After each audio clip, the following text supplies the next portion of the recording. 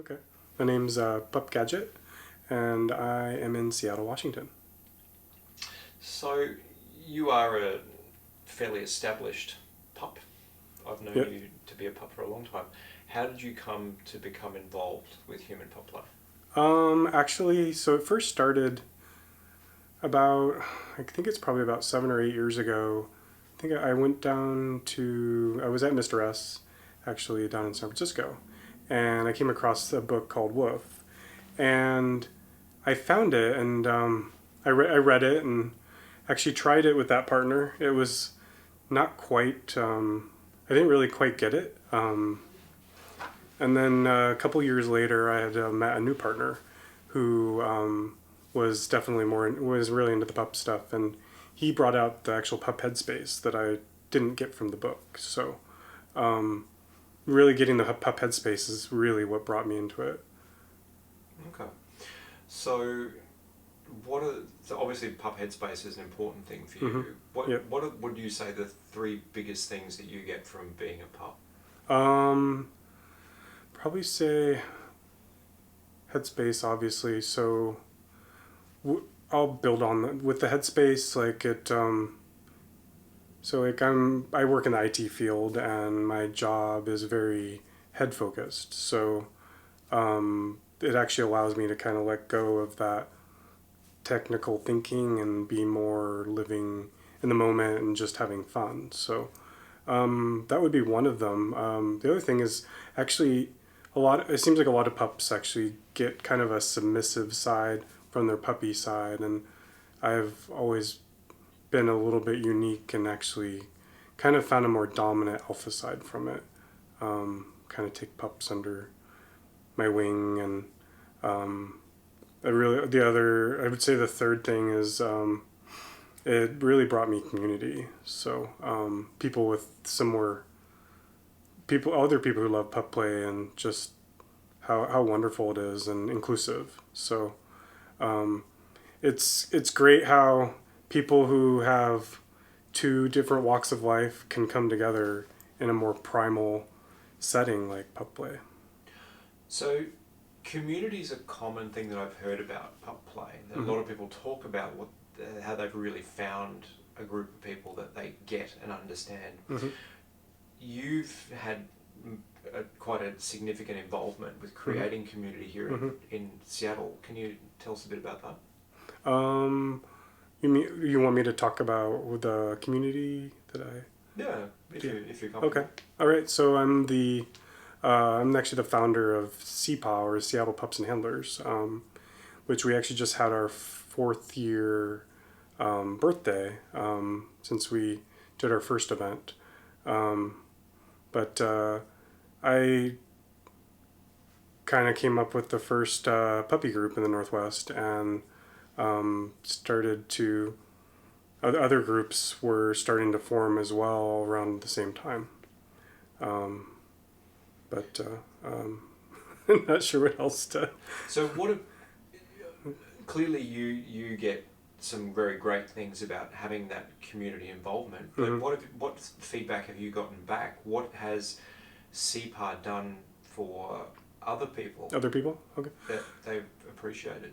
It's interesting. A lot of people have come up to me, and what they love about CPAW and just the community up here is just how loving and inclusive it is. Like you could just go in there and into one of these puppy moshes that CPAW will put on, and you can just being someone new, and people are really opening and just welcoming. So people really want to get to know you, and it seems like that's something that seems humanity has lost a little bit. Some people have gone really internal and may not be as openly friendly, but it seems like with puppies, it's really kind of brought in, and that's the feedback I get is people are like, "Wow, it's so inclusive." So, So, if somebody's never been to a mosh, mm-hmm. what would you expect? And how should you come to a mosh? I suppose. So if you've never been to a mosh, you should just go and experience. Do you want me to kind of explain Hmm? what a mosh is? Yeah, sure. Or so what a mosh you'll find is you'll find human puppies. You'll probably find handlers, and as well as people who are just interested, just like yourself. But a mosh is actually where is a kind of like, so you'll frequently find like a wrestling mat kind of thing, or just foam flooring, kind of like you would find in a like in a gym. But you'll find people crawling around on the ground and barking and playing with toys, and kind of like you would find at a dog park. So Okay. except with all humans. Mhm. So and then you also just find people hanging out and having a great time. So it sounds pretty laid back, fairly casual. Very So casual and laid back. it's not like a full on bondage event or. No, it's not, but sometimes you'll find people on the edges doing some bondage as well, since puppy play is kind of the softer side of bondage.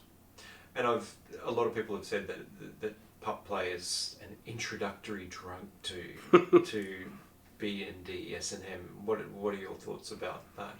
In a way, it kind of is, but I would say what it more is it's a great kind of non-intimidating way of introducing yourself to all sorts of kinks, and one of them being bondage. So it's kind of giving people that starting of, maybe they have an interest in bondage, and it seems scary, but this is a great starting point.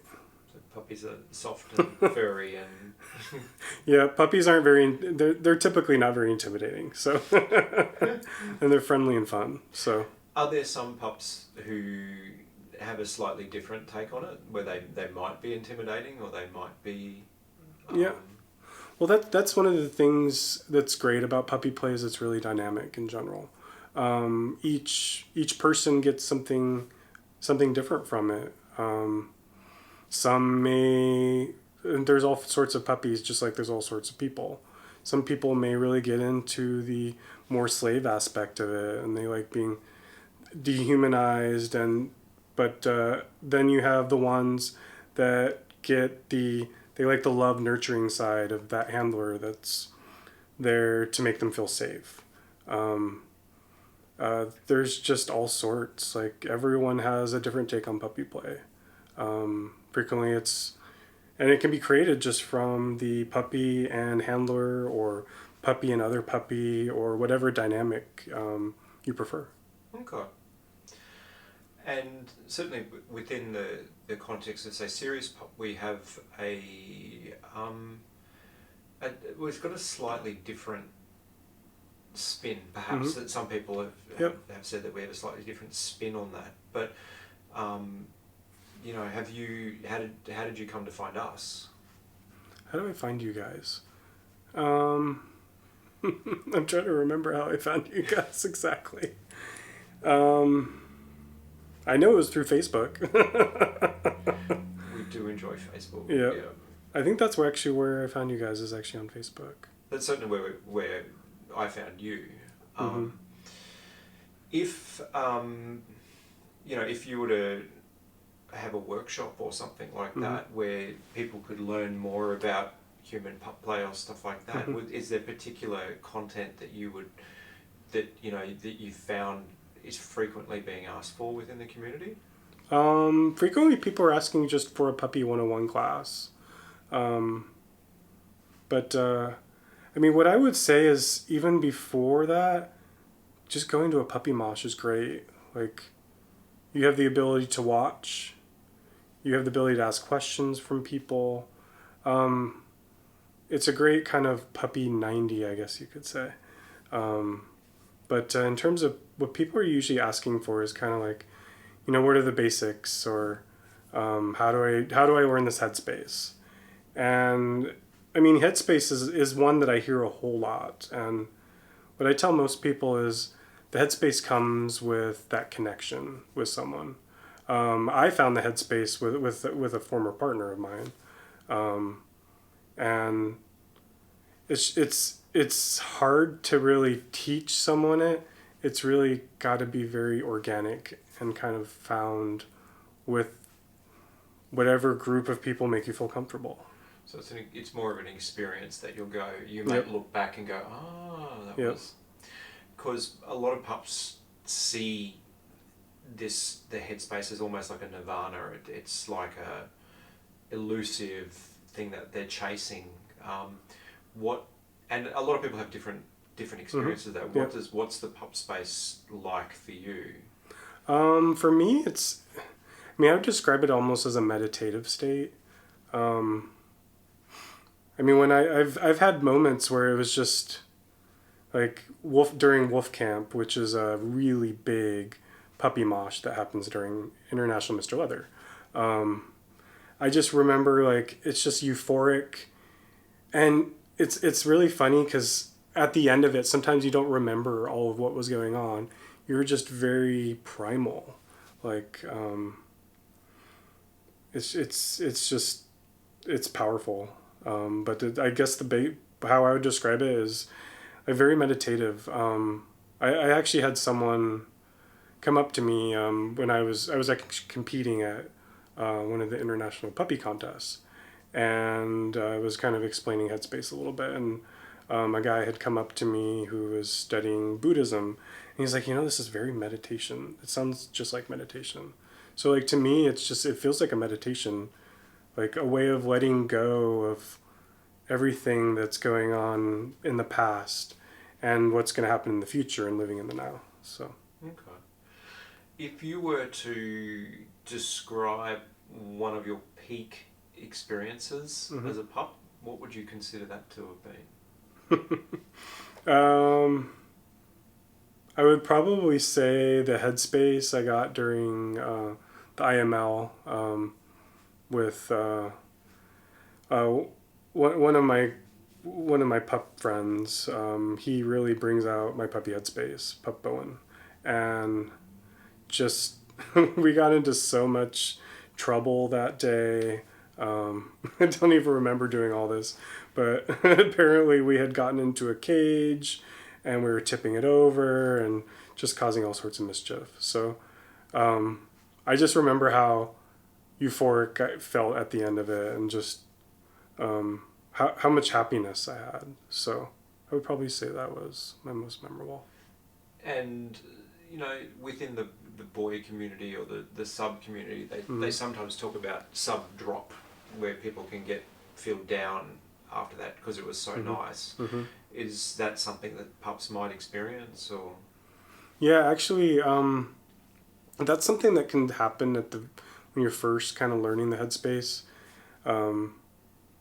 Like at the end of it, I definitely need to be nurtured more. It seemed like that feeling is something that kind of goes away, the actual drop. But it's something that can happen at the beginning. Do you think it's that when you learn that it's not difficult to recreate that, then you don't yearn it, or you don't become upset when it's gone because it's always there, or? Well, I don't think it was, at least for me, I don't feel like I felt like I was missing something. It was more of a vulnerability I felt at the end, coming off of it. Because being in puppy headspace can be very vulnerable. I think just that vulnerability is like kind of, it was hard to explain, but it's something that kind of went away towards over time. I actually only experienced it for about a few months, but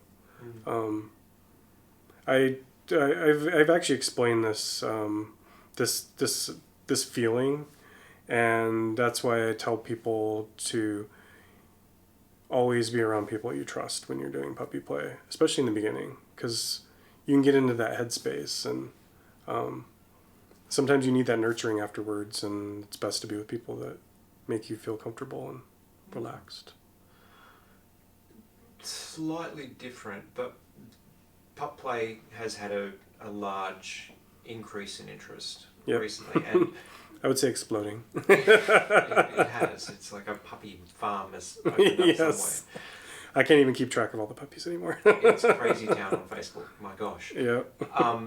But at the same time, there's less and less handlers to go around. So would you have any suggestions for a pup that is looking for a handler? Is there particular things that they should look for? Well, I would actually say, so in my experience, I had the best experience with handlers that actually had been puppies before. But I would say it can be difficult to find handlers, but puppies can also act as handlers as well. So I would say finding someone you trust, who's done puppy play before, is probably someone you should start with. In terms of finding, I mean, first and foremost, with puppy play, I wouldn't say finding a handler should be your goal as much as experiencing puppy play for yourself. A handler happens on the way. Okay. So it's worth taking the time. Yep, I would checking your local area for. Yep, don't rush into don't rush into a into a handler. Okay. Definitely interview them. Get to know them a little bit better. Absolutely. I suppose just to wrap it up, I can personally say that pup play's given me a lot. What would you say that pup play's given you, if anything? I would say what it's given to me is just friendships. I mean, would I have met you if? Who knows? I mean, international friendships. I mean, you're in Melbourne, Australia, and we found a common interest. And I mean, I have a lot of great friends all over the world, and it's amazing. Just I may not have had those friendships if I hadn't found puppy play. So, if it's given me anything, it's given me friendships. That's probably what I would say gives me the most. And then Headspace is great too. So if somebody who sees this video wants to contact you or chat with you or something like that, what would be an easy way for them to do that? You can either find me on Facebook under Pup Gadget, or you can contact me through my Gmail, pupgadget@gmail.com. Cool. Thank you very much. Thank you.